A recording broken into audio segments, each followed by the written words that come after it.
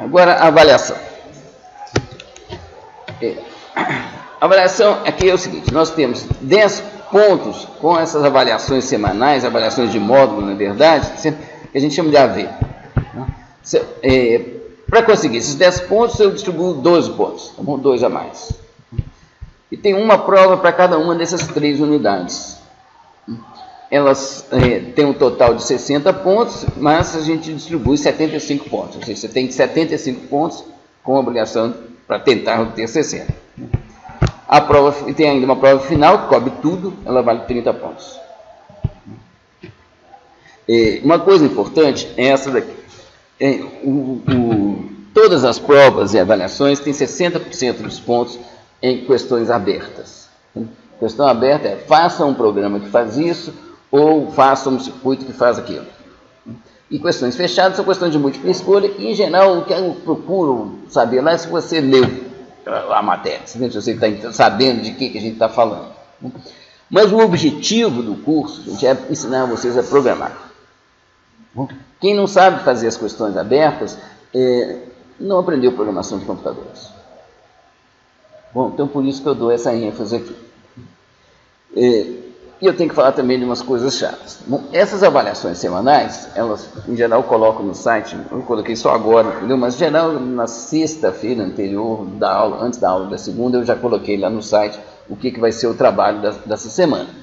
Vocês podem consultar o que vocês quiserem, mas se vocês copiarem só soluções dos seus colegas, vocês vão estar enganando a si próprios, porque na hora da prova, eu tenho minhas estatísticas aqui, numa prova é muito difícil de colar.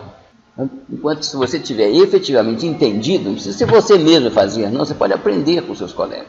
Bom? Mas se você tiver aprendido realmente a fazer aquilo, você certamente vai conseguir fazer as questões abertas.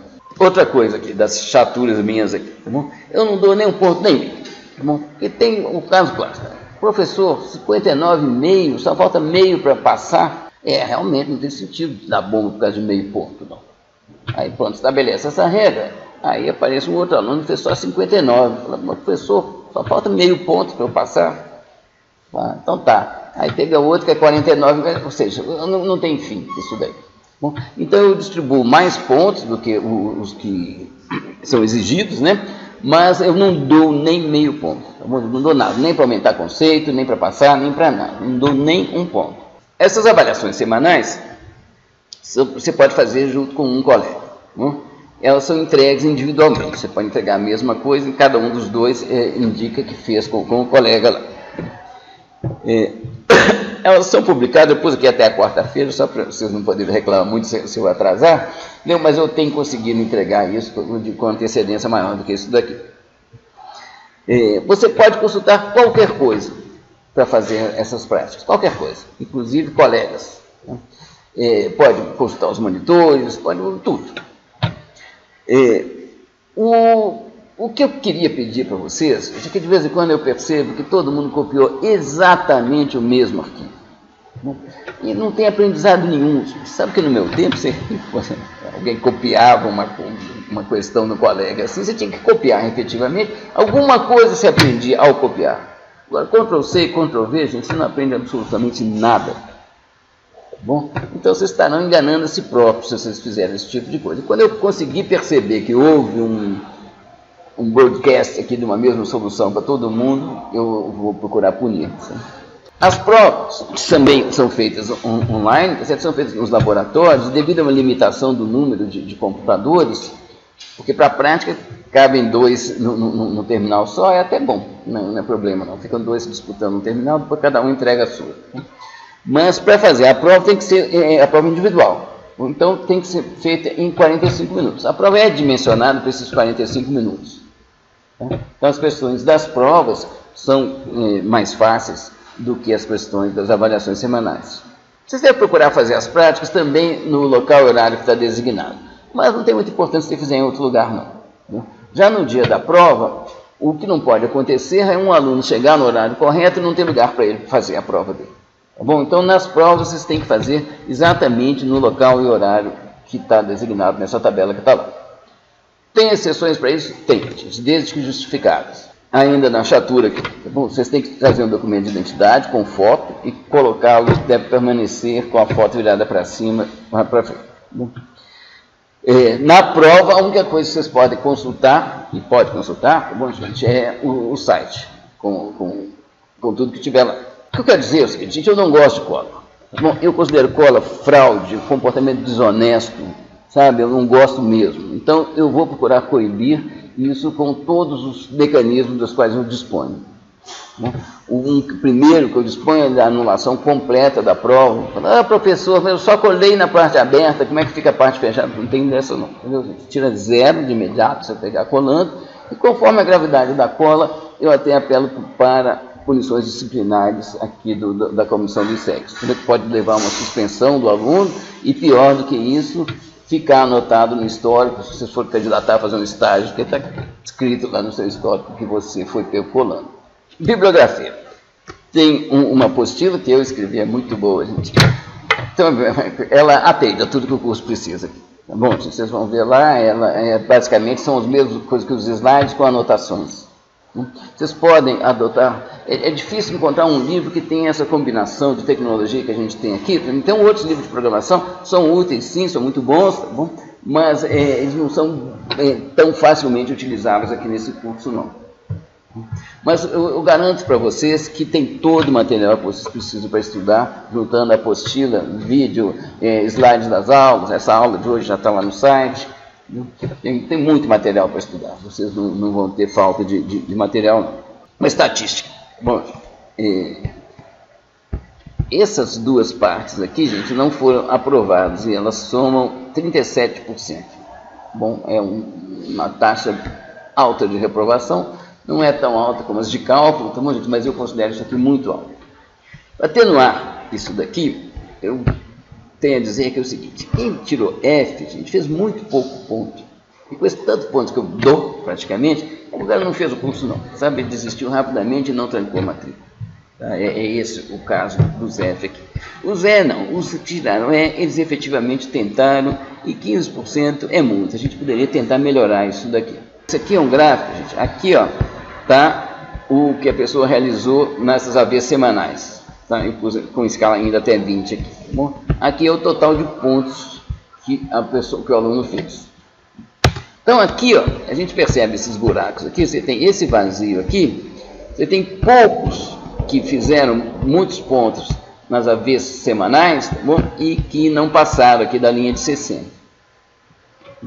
E você tem muito poucos aqui também, certo? Que não fizeram as AVs, fizeram pouca coisa das AVs semanais e que passaram a si mesmo. Né? Tem esse safado aqui que eu não sei quem que é, que não fez quase nada e passou a si mesmo. Bom, enfim, o recado é o seguinte, tá bom? Esse não é um curso facinho, não é um curso que você vai levando assim, não é não. Mas se você fizer as avaliações semanais, se vocês mesmo fizerem, né, entregar, não. Bom, entregar é fácil. Tá bom? Vocês mesmos fizerem, é certo que vocês vão passar. Tá bom? Não tem como não passar nesse curso. Eu procurei estruturar o curso, agora ter avaliação semanal, exatamente para vocês não deixarem acumular material. Então, para isso, 4 horas de estudo por semana, bom, além das aulas. Bom, e uma coisa que eu queria muito que vocês tentassem fazer, assim, pode estudar sozinho, tá bom? Mas pelo menos uma dessas 4 horas vocês estudem em grupo e aprendam e ensinem entre vocês, tá bom? Eu sou um só, eu dou aula para 300 alunos. Bom, vocês não vão conseguir interagir comigo o tanto que vocês conseguem interagir entre vocês mesmos. Tá bom? Então, explicar uma coisa é o que mais faz aprender. Tá? Então, se vocês puderem fazer esse tipo de estudo aqui, é o melhor que tem. A gente pode mais para programação. Programação é uma coisa de equipe. Ainda, o mínimo de inglês, gente, é imprescindível para a computação. Todos os comandos são em inglês, não é nada de literatura, sabe, inglesa não, entendeu? Já é um inglesinho muito básico mesmo, mas precisa saber, senão a compreensão fica difícil. Outra dificuldade que pode ser que ocorra, vocês já repararam que até agora, que mesmo durante essa aula, eu não fiz, nem passou. Vocês podem ter com razão a impressão de que eu estou supondo que vocês já sabem as coisas básicas de computação, de lidar com computadores. Ou seja, ligar o computador, abrir o Word, abrir o PowerPoint e mandar e-mail, ir no nosso site, navegar, coisas. Bom, isso faz parte, é claro, do dia a dia de vocês, mas alguns não. Tá bom? Alguns, por dificuldades financeiras, por dificuldades de qualquer ordem, não tiveram acesso a isso daí, e nisso aí a gente pode ajudar. Tá bom? Então, qualquer um que tenha dificuldade disso daí, não existe, me procure que a gente arranja um esquema, e aí a gente pode ajudar. Tá bom? A gente arranja um esquema especial para auxiliar as pessoas que têm esse tipo de dificuldade.